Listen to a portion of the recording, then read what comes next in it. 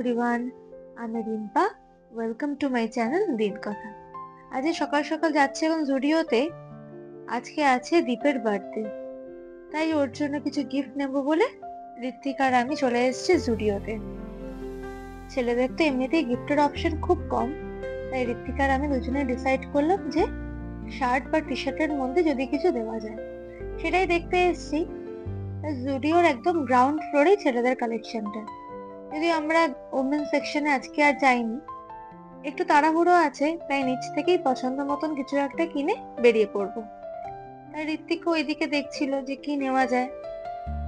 ঢুকেই দেখলাম প্রচুর সামার কালেকশন আছে, একদম কটনের মধ্যে অনেক রকম শার্ট টি শার্ট। তো এই হোয়াইটটা বেশ ভালো লাগছিল। ঋত্বিকও তাই বলছে যে হোয়াইট কালারের মধ্যে যদি কিছু নেওয়া যায়, কিন্তু এই হোয়াইট কালার না বড্ড দাগ ধরে, তাই জন্য আমি বললাম হোয়াইট না, অন্য কোনো কালার একটা চুজ করো। এদিকটায় আছে 299 এর কিছু টি শার্টের কালেকশন। কত কালারের টি শার্ট দেখুন, আর এই টি শার্ট গুলো খুব ভালো হয়, ঋত্বিক নিজেও ইউজ করে, রেগুলার ইউজের জন্য বেশ ভালো। আর এদিকটা রয়েছে 199 এর কিছু টি শার্ট, এগুলো বেশ ঘরে টুকটাক পরার জন্য বেশ ভালো, খুব কমফোর্টেবল হয়। এদিকেও কিছু টি শার্ট রাখা আছে, আর ঋত্বিক ওগুলো দেখতে বলছিল, কিন্তু এগুলো টি শার্ট না, শার্ট আছে, একটু মিক্সড আছে, মানে পুরোপুরি কটন না, গরমে হয়তো পরলে অতটা কমফোর্টেবল লাগবে না। তাই চলে এলাম পিছন দিকটা। এদিকে ওই ব্ল্যাক কালারের টি শার্ট গুলো কি সুন্দর লাগছে দেখুন।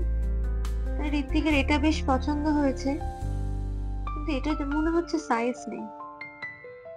আর একটা শর্টস নেব বলে শর্টস দেখছিল ঋত্বিক, আর আমি ততক্ষণে এই জুতোর দিকে সেকশনটা একটু ঘুরে দেখছিলাম।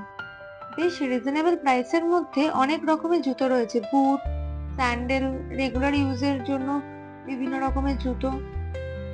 তা নেওয়া হয়ে গেছে মোটামুটি দীপেরটা।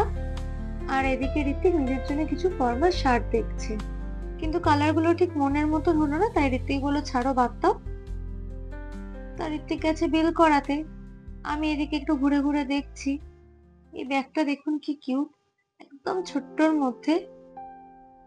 ঋত্বিকের বিলিং করাও মোটামুটি কমপ্লিট হয়ে গেছে। চলুন এবার বেরোনো যাক। বাড়িতে গিয়ে লাঞ্চ করে আবার যাব ক্লাস করাতে। তাড়াতাড়ি ক্লাসটা শেষ করব, কারণ ইভিনিং এ আছে দীপের বার্থডে সেলিব্রেশন।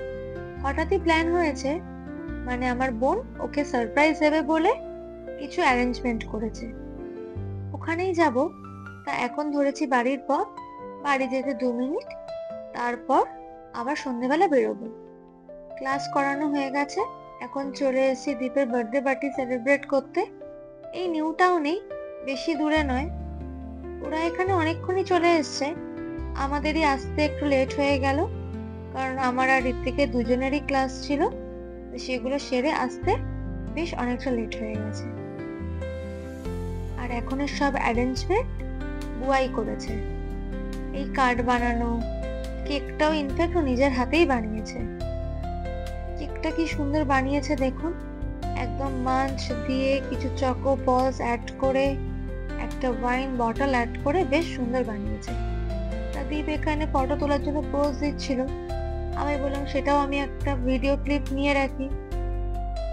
তা সারপ্রাইজ পেতে কারই না ভালো লাগে বলুন। Happy birthday to you, happy birthday to you, happy birthday. এখন হচ্ছে কেক কাটিং। তা দীপ তো কোন দিক থেকে কেকটাকে কিভাবে কাটবে সেটা বুঝতেই পারছে না। এত সুন্দর কেকটা চারিদিক থেকে কাটতেও মন চাইছে না, তাই খুব সাবধানে ধীরে সুস্থে কেকটাকে কাটছে। এই যে আমাদের বুয়া ম্যাডাম, যে এত সুন্দর একটা অ্যারেঞ্জমেন্ট করেছে, যেহেতু জানতোই না যে এত কিছু হচ্ছে, তাই জন্য দীপ কোনো নিজে থেকে প্ল্যানও করেনি, তাই হঠাৎই বললো এত কিছু যখন হলো, চ তাড়াতাড়ি বাড়িতে গিয়ে তোরা রেডি হয়ে নে, এরপর যাব কোথাও একটা ডিনার করতে। তা সেই মতন আমি বাড়িতে এসে রেডি হয়ে নিচ্ছি। বাইরে খুব গরম, তেমন কিছু রেডি হওয়ার ব্যাপার নেই, হালকা জাস্ট একটা টাচ আপ করে বেরিয়ে পড়বো। এই যাব মধ্যমগ্রাম, একদম বাড়ি থেকে সামনে, তাই আর কিছু অত সাজুগুজু করারও ব্যাপার নেই। এই আইব্রোটা হালকা করে ড্র করে নিলাম, এরপর পরবো একটু লিপস্টিক, ব্যাস, মেকআপ ডান। কিন্তু এই গরমে চুলের কি স্টাইলিং করবো সেটা আর ভেবে পাই না। আর তার মধ্যে তো হেলমেট পরলে না চুল ছাড়া যায় না চুল বাঁধা যায়, সবটাই সমস্যা। হেয়ার আর তেমন কিছু করব না, ওই নর্মালি একটা জাস্ট গার্ডার দিয়ে আটকে রাখবো।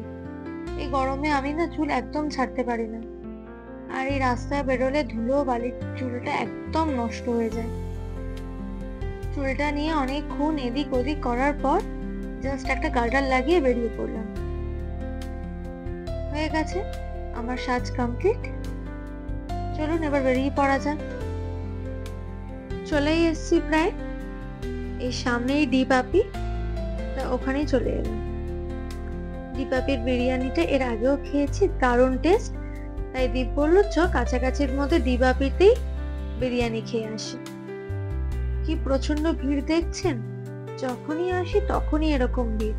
আর আজকে তো সানডে, কোনো কথাই নেই, কোনো সিট খালি নেই, তাই আমরা বাইরে ওয়েট করছি। তা ভাবলাম চলো অপোজিটে যে ট্রেন্ডস আছে ওখানে ঘুরে আসি। মুখের উপর ট্রেন্ডসটাও বন্ধ করে দিল, যদিও অনেকটা রাত হয়ে গেছে, 9:30 মতন বাজে, আর কি করা যাবে। যাই হোক, আর বেশিক্ষণ ওয়েট করতে হয়নি, ভেতরে জায়গা পেয়ে গেছি, বসেও পড়েছি। তা ভিডিও করছি দেখে লজ্জায় বুয়া একদম মুখ ঢাকা দিয়ে দিল। অ্যাজ ইউজুয়াল এখানে বিরিয়ানির কোয়ান্টিটিটা বেশ অনেকটা থাকে, মানে একটা একার পক্ষে খাওয়া অসম্ভব। চলুন খাওয়া দাওয়া করে নি। ভিডিওটা আজকে এখানেই শেষ করছি। সবাই ভালো থাকবেন, সুস্থ থাকবেন, দেখা হবে আবার নেক্সট ব্লগে। ভিডিওটা ভালো লাগলে অবশ্যই চ্যানেলটা সাবস্ক্রাইব করে একটা লাইক করে দেবেন।